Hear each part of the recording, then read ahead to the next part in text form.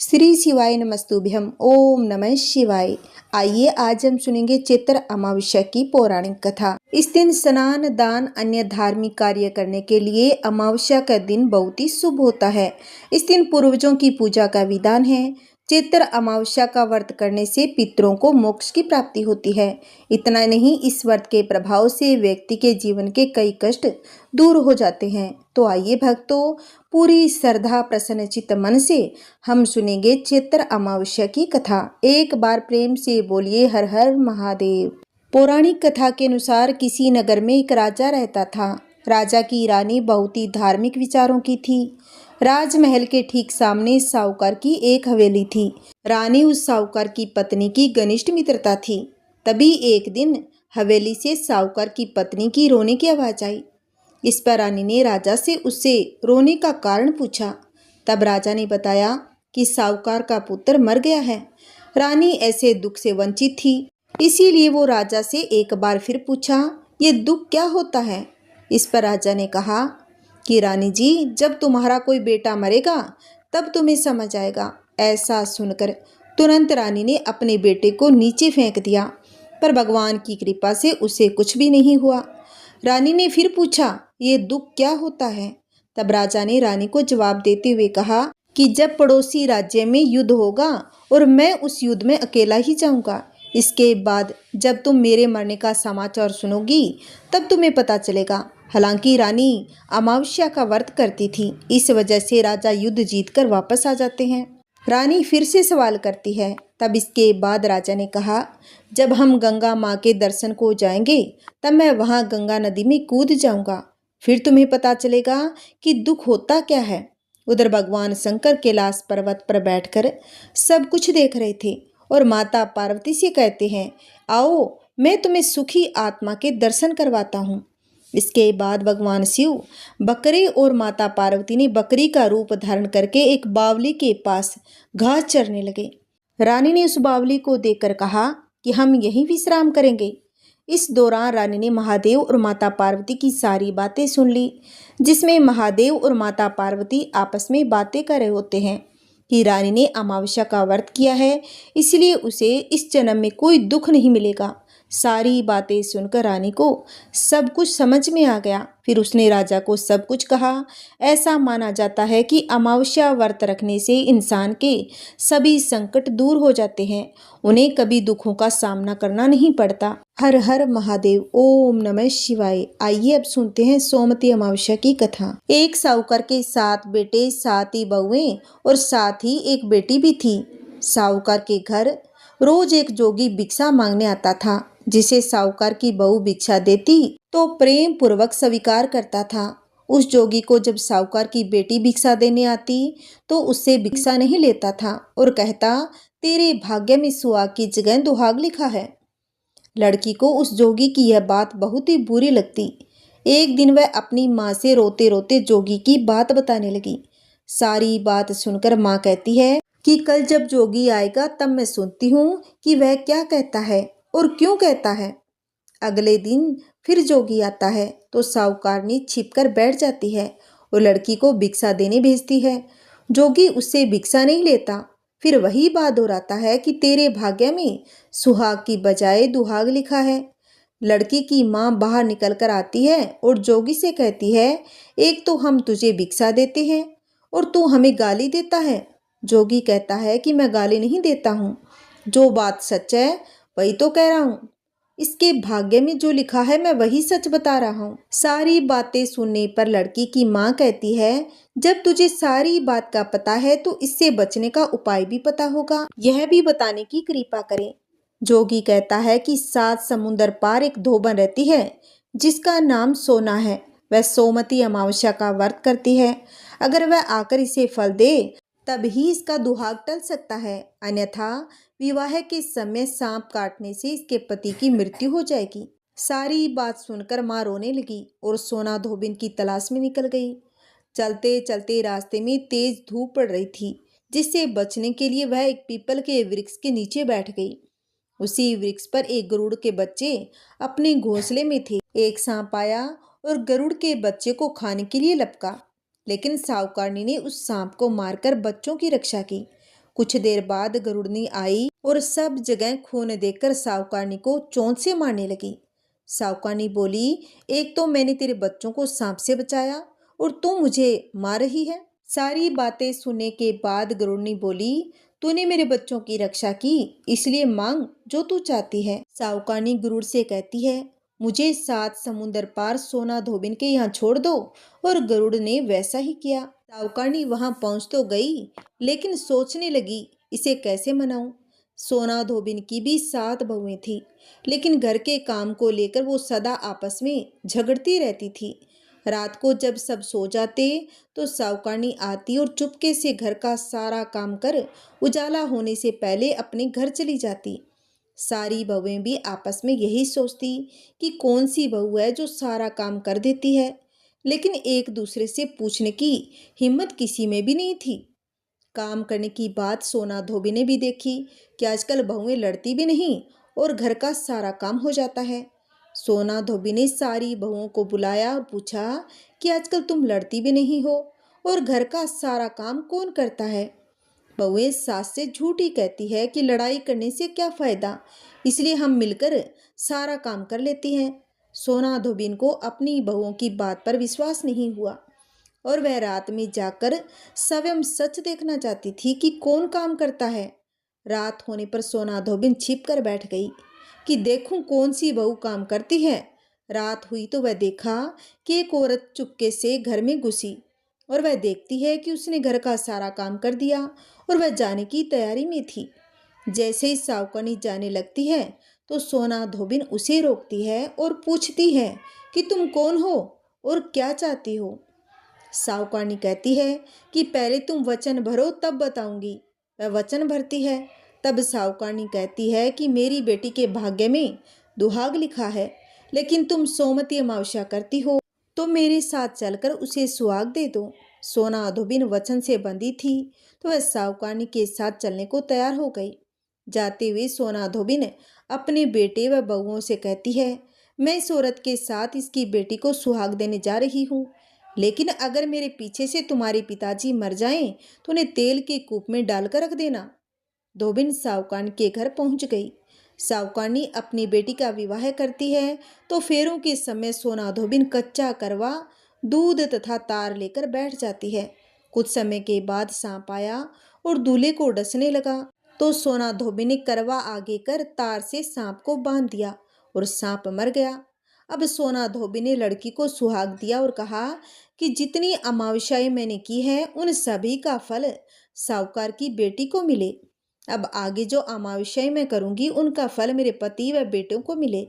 सभी लोग सोमती अमावस्या की जय जयकार करने लगे। सोना धोबिन अपने घर वापस जाने को तैयार हुई तो साहूकारनी ने कहा, तुमने मेरे जवाई को जीवन दान दिया है, इसलिए तुम जो चाहो मांग लो। सोना धोबिन कहने लगी, मुझे तो कुछ भी नहीं चाहिए, और वो इतना कहकर चली गई। रास्ते में चलते हुए फिर से सोमती अमावस्या आई। उसने पीपल के पेड़ के नीचे बैठकर कहानी कही, व्रत रखा और पीपल के पेड़ की 108 बार परिक्रमा की। पीपल के पेड़ की पूजा के बाद वह घर को जाती है और देखती है कि उसका पति मरा पड़ा था। अब रास्ते में जो सोमती अमावस्या उसने की थी उसका फल अपने पति को दे दिया, जिसके प्रभाव से वह पुनर्जीवित हो गया। सब कहने लगे, तूने ऐसा क्या किया जो तेरा पति जिंदा हो गया है। वह कहती है, मैंने तो ऐसा कुछ भी नहीं किया, बस रास्ते में सोमती अमावस्या आई थी जिसका मैंने व्रत किया, कहानी कही, पीपल के वृक्ष की 108 बार परिक्रमा की। अब सारी नगरी में ढिंडोरा पिटवा दिया कि हर कोई सोमती अमावस्या करेगा, पूजा करेगा, व्रत रखेगा, कहानी कहेगा और पीपल के वृक्ष की 108 बार परिक्रमा करेगा। जो व्यक्ति हर अमावस्या के दिन भंवरी देता है उसके सुख और सौभाग्य में वृद्धि होती है। पीपल के पेड़ में सभी देवों का वास होता है। जो व्यक्ति अमावस्या को व्रत न कर सके वह सोमवार को पड़ने वाली अमावस्या के दिन 108 वस्तुओं की भंवरी देकर सोना धोबिन की व्रत कथा सुने, उससे सौभाग्य की प्राप्ति होगी। बोलिए अमावस्या माता की जय हो। जैसा सुहाग सावकारनी बेटी को दिया वैसा माता सबको दे। कहानी कहते, कहानी सुनते, हुंकार भरते, सबके घर में सुख शांति बनी रहे। बोलिए अमावस्या माता की जय हो। आइए अब सुनते हैं 3 पनौती अमावस्या की कथा। एक गांव में सास और बहू अकेले रहती थी। उनका बेटा विदेश में कमाने के लिए गया हुआ था। सास और बहू बहुत ही प्रेम से रहा करती थी। दोनों एक दूसरे की देखभाल करती। एक दिन बहू ने खाना नहीं खाया। तब सास बहू से पूछने लगी कि बेटा, आज तुमने खाना क्यों नहीं खाया। तब बहू कहने लगी कि सासू माँ, आज मेरा 3 पनौती अमावस्या का व्रत है, इसीलिए मैंने खाना नहीं खाया। तब सास कहने लगी कि बहू, यह व्रत क्या होता है, इस व्रत को करने से क्या फल मिलता है, यह मुझे भी समझाओ। तब बहू कहने लगी कि माँ जी, अमावस्या माता का व्रत करने से बहुत ही पुण्य मिलता है। घर में अन्न धन भरा रहता है, सुख शांति बनी रहती है और अटल सुहाग मिलता है तथा पुत्र की प्राप्ति होती है। इसी तरह से 3 पनौती अमावस्या माता का व्रत किया जाता है। इस व्रत में हर वर्ष अलग अलग खाना खाया जाता है और विष्णु भगवान के मंदिर में चढ़ावा चढ़ाया जाता है या फिर किसी ब्राह्मण को दान दक्षिणा दी जाती है। इस व्रत में पहले साल शक्कर, घी और चावल से बना खाना खाया जाता है। पहले साल व्रत पूर्ण होने के बाद 1.25 किलो चावल, 1 कटोरी घी और 1 कटोरी शक्कर का दान किसी ब्राह्मण देवता को दान में दिया जाता है। दूसरे साल जो घी और शक्कर से बना खाना खाया जाता है। इसी तरह दूसरे साल का व्रत पूर्ण हो जाए तब 1.25 किलो जो 1 कटोरी घी और 1 कटोरी शक्कर किसी मंदिर में चढ़ाएं या फिर किसी ब्राह्मण को दान दे दें। तीसरे साल गुड़, तिल और घी से बने व्यंजन खाने चाहिए। जब तीसरे साल व्रत पूर्ण हो जाए तब आधा किलो तिल, गुड़ और 1 कटोरी घी किसी मंदिर में चढ़ाएं या फिर किसी ब्राह्मण को दान दें। सासू माँ, इसे 3 पनौती अमावस्या का व्रत कहा जाता है। फिर बहू बताने लगी कि माँ जी, इस व्रत का संकल्प लेने के बाद इसे पूरा करना जरूरी होता है। अगर पूरा नहीं करते तब घर परिवार में झगड़ा और अशांति हो जाती है। तब सासू कहने लगी कि बहू, मेरी तो उम्र हो गई, इसीलिए यह व्रत तुम करो। तब बहू यह व्रत करना आरंभ करती है। एक दिन बहू ने किसी के कहने पर गेहूं से बनी रोटी खा ली और अमावस्या माता इस बात से नाराज हो गई। जो सास और बहू कभी बहुत प्रेम से रहा करती थी, अब उन दोनों में झगड़े होने लगे। सभी गांव वाले भी आश्चर्यचकित हो गए कि उनके घर में यह सब क्या हो रहा है। सास अपनी बहू को कहने लगी, जब से तुम हमारे घर में बहू बनकर आई हो तब से हमारे घर की लक्ष्मी चली गई है। तुम हमारे लिए बिल्कुल भी शुभ नहीं हो। तब बहू ने कहा कि माँ जी, आपके घर की लक्ष्मी चली गई है तो मुझे बताओ कि वो कहाँ मिलेगी, मैं लक्ष्मी को लेकर आऊँगी। तब सासू माँ कहने लगी कि बहू, लक्ष्मी तुम्हें समुद्र के बीच में भगवान विष्णु के पैर दबाते हुए मिलेगी। तब बहू यह कहकर चली जाती है कि माँ जी, अब मैं लक्ष्मी जी को घर लेकर वापस लौटूंगी, नहीं तो मैं इस घर में वापस नहीं आऊँगी। ऐसा कहकर बहू लक्ष्मी जी की खोज में घर से चली गई।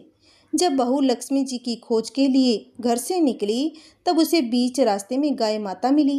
गाय बहू को देखकर पूछने लगी कि आप कहाँ जा रही हो। तब बहू कहने लगी कि हे गाय माता, मेरी सास कहती है कि मेरे आने से उनके घर की धन और अन्न की कमी हो गई, उनके घर की लक्ष्मी चली गई है, तो मैं लक्ष्मी जी को ढूंढने जा रही हूँ। तब गाय माता कहने लगी, हे बेटी, अगर तुम जा ही रही हो तो भगवान से मेरे बारे में पूछ लेना। तब बहू कहने लगी कि ठीक है गाय माता, मैं आपके बारे में ज़रूर पूछूंगी। तब गाय माता कहने लगी, जब मेरा बछड़ा होता है तो वो मर जाता है, जिंदा नहीं रहता। तुम लक्ष्मी जी से पूछ लेना कि आखिरकार मेरे साथ ऐसा क्यों हो रहा है, मैंने ऐसे कौन से कर्म किए जिनकी सज़ा मुझे मिल रही है। तब बहू कहने लगी कि हे गाय माता, मैं आपके बारे में ज़रूर पूछ लूँगी। ऐसा कहकर बहू आगे बढ़ जाती है। जब आगे बढ़ी तब रास्ते में उसे घोड़ी मिली जिसके गले में घंटी बंधी हुई थी। घोड़े ने भी कहा, बेटी, तुम मेरे दुख का निवारण लक्ष्मी जी से पूछ लेना। तब बहू कहने लगी कि ज़रूर पूछ लूँगी। ऐसा कहकर बहू आगे बढ़ जाती है। आगे जाते ही बहू को एक अंधा और बहरा बूढ़ा आदमी मिलता है। उसने भी बहू से अपनी समस्या के निवारण के लिए पूछने को कह दिया। तब बहू उसकी समस्या को भी लेकर आगे बढ़ जाती है। आगे जाते ही बहू को एक बूढ़ी औरत मिली जो कि हाथ और पैर से अपाहिज थी। उसने भी बहू से कहा, बेटी, तुम कहाँ जा रही हो। तब बहू ने बुढ़िया को सारी आपबीती सुना दी। जब बुढ़िया ने कहा कि जब तुम भगवान से मिलो तो उनसे पूछना कि आखिरकार मैं अपाहिज क्यों हुई, मैंने ऐसे कौन से कर्म किए थे तब बहू उसकी समस्या पूछने के लिए तैयार हो गई, फिर आगे बढ़ गई। आगे जाते जाते बहू बहुत ही थक गई और एक आम के पेड़ के नीचे बैठ गई। आम का पेड़ बड़ा खुश होकर बहू से पूछने लगा कि बेटी, तुम कहाँ से आई हो और कहाँ जा रही हो? तब बहू कहने लगी कि मैं लक्ष्मी जी को लेने जा रही हूँ। तब पेड़ भी अपनी समस्या भगवान से पूछने के लिए कहने लगा, मेरे पेड़ पर लगे आम खट्टे क्यों होते हैं, इसके बारे में भगवान से जरूर पूछ लेना। तब बहू पेड़ की समस्या भी लेकर आगे बढ़ गई। थोड़ी दूर आगे जाने पर बहू को एक तलाई मिली। वह भी बहू से कहने लगी कि बहू, तुम भगवान से पूछना कि मेरी तलाई का पानी इतना मेला क्यों है, कोई भी यहाँ आकर नहीं पीता। तब बहू कहने लगी कि जरूर पूछ लूँगी। ऐसा कहकर बहू आगे बढ़ गई। अब बहुत दिन से जंगल में चलते चलते बहू बहुत ही थक गई थी।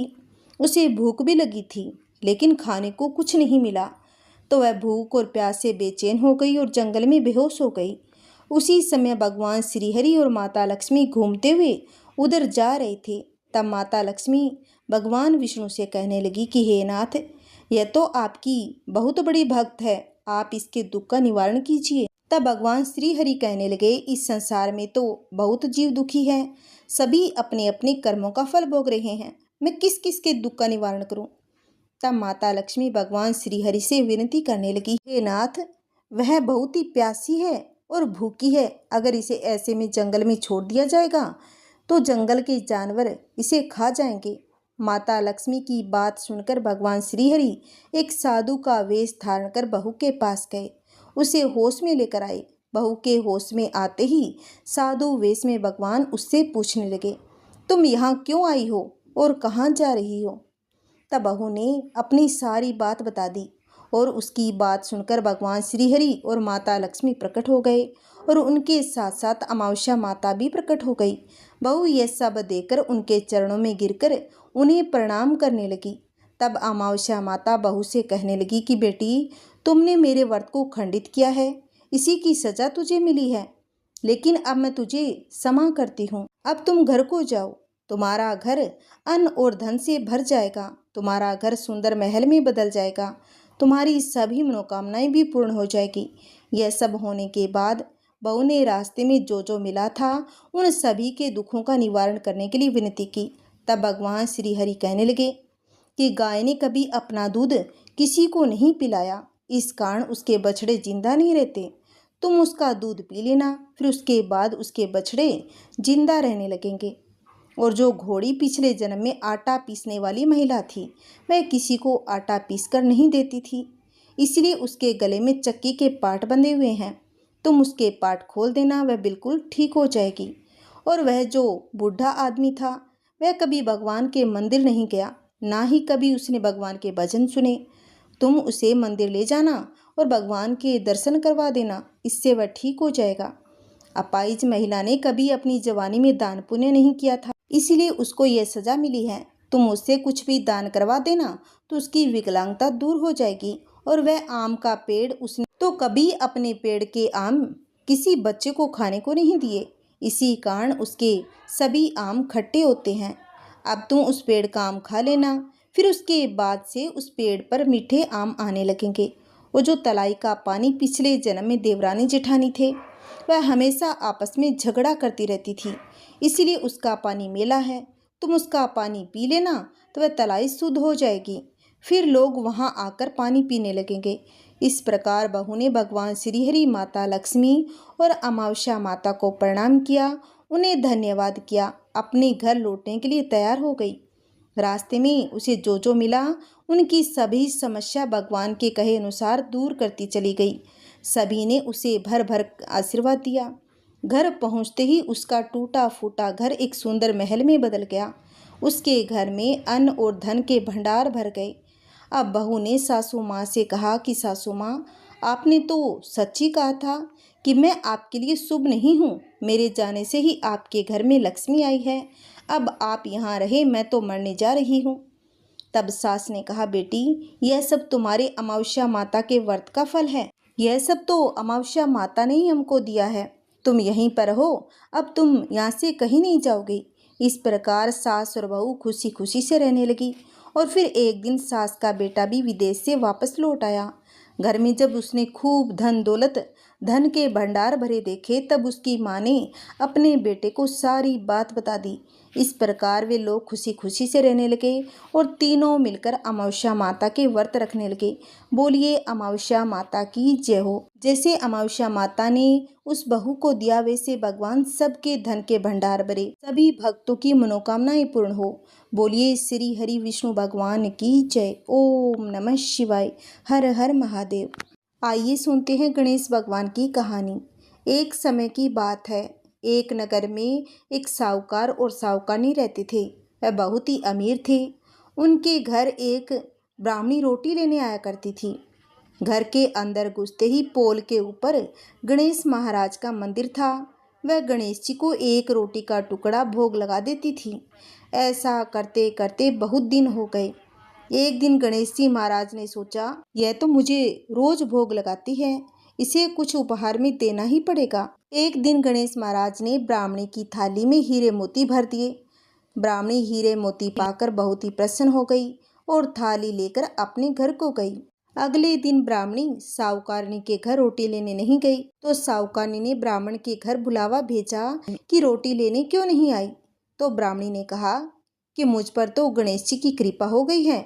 मैंने बहुत दिनों तक दूसरों के घरों में रोटी खा ली, अब तो मैं अपनी रोटी खाऊंगी। साहूकारनी ने यह बात सुनी तो वह बहुत ही नाराज हो गई और सोचने लगी, गणेश महाराज ने ब्राह्मणी के ऊपर तो इतने प्रश्न हुए, अभी तक मेरे ऊपर प्रश्न क्यों नहीं हुए। अब साहूकारनी ने गुस्से में आकर गणेश जी की मूर्ति बाहर फेंक दी। अब धीरे धीरे साहूकार का काम ठप हो गया। साहूकार का दुकान का धंधा पानी सब बंद हो गया था। अब एक दिन साहूकार की नज़र उस पोल के मंदिर पर गई। साहूकार ने साहूकारनी से पूछा कि गणेश जी की मूर्ति कहाँ गई। तो साहूकारनी बोली, ऐसे गणेश जी का क्या करें जो ब्राह्मणी पर तो प्रसन्न हुए लेकिन हमारे ऊपर प्रसन्न नहीं हुए, इसीलिए मैंने गणेश जी को हटाकर पोखरे में फेंक दिया। अब साहूकार ने ऐसा सुना तो बहुत ही गुस्सा हो गए। साहूकार ने कहा, यह तुमने क्या किया, मेरा तो सारा काम धंधा बंद हो गया है। गणेश जी की मूर्ति कहाँ पर है मुझे बता, मैं उसे वापस लेकर आता हूँ। जब गणेश जी को लाने गए तो गणेश जी इतने भारी हो गए कि साहूकार से उठे भी नहीं। तब साहूकार ने कहा, हे भगवान, मुझसे क्या गलती हो गई, मुझे क्षमा कर दीजिए और मेरे साथ मेरे घर चलिए। लेकिन गणेश जी की मूर्ति तो और भारी होती गई। अब गणेश जी बोले, मैं नहीं चलूँगा, पहले आप साहूकारनी को बुला कर लाओ। यहाँ आकर मेरे सामने माफ़ी मांगे और नाक रगड़े तो मैं तुम्हारे घर चलूँगा, और मुझे सवा सेर का चूरमा बनाकर भोग लगाए तो मैं चलूँ। अब साहूकार जी साहूकारनी को बुलाकर गणेश जी से माफ़ी मंगवाई और नाक रगड़वाया और सवा सेर का चूरमा बनाकर भोग लगाने की हाँ भी भरी। तब गणेश जी महाराज हल्के हो गए। अब साहूकारनी गणेश जी को लाकर पोल में बिठा दिया। उनका पहले जैसा काम धंधा चल पड़ा। हे गणेश जी महाराज, जैसे ब्राह्मणी को दिया वैसा भगवान सबको दे। कहानी कहते कहानी सुनते हुंकार भरते, सबके घर में गणेश जी की कृपा बनी रहे। बोलिए गणेश महाराज की जय। आइए भक्तों, अब हम सुनेंगे आरती। ओम जय शिव ओंकारा, हर शिव ओंकारा, ब्रह्मा विष्णु सदा शिव, ब्रह्मा विष्णु सदा शिव, अर्धांगी धारा। ओम जय शिव ओंकारा, एकानन चतुरानन, पंचानन राजे, प्रभु पंचानन राजे, हंसानन गरुड़ासन, हंसानन गरुड़ासन, वृषवाहन साजे। ओम जय शिव ओंकारा। दो भुज चार चतुर्भुज, 10 भुज अति सोहे, प्रभु 10 भुज अति सोहे, त्रिगुण रूप निरखता, त्रिगुण रूप निरखता, त्रिभुवन जन मोहे। ओम जय शिव ओंकारा। अक्षमाला वनमाला रुद्रमाला धारी, चंदन मृग मद सोहे, चंदन मृग मद सोहे, भाले शशिधारी। ओम जय शिव ओंकारा। श्वेतांबरे पीतांबरे बागंबरे अंगे प्रभु बागंबरे अंगे सनकादिक गरुणादिक भूतादिक संगे ओम जय शिव ओंकारा। कर के मध्य कमंडलू चक्र त्रिशूल धरता प्रभु चक्र त्रिशूल धरता जग करता जग भरता जग करता जग भरता जग संहार करता ओम जय शिव ओंकारा। ब्रह्मा विष्णु सदा शिव जानत अविवेका प्रभु जानत अविवेका प्रणवाक्षर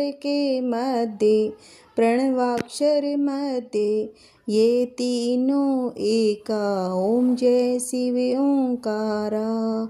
काशी में विश्वनाथ विराजत नंदी ब्रह्मचारी प्रभु नंदी ब्रह्मचारी नित उठी भोग लगावत महिमा अति भारी ओम जय शिव ओंकारा।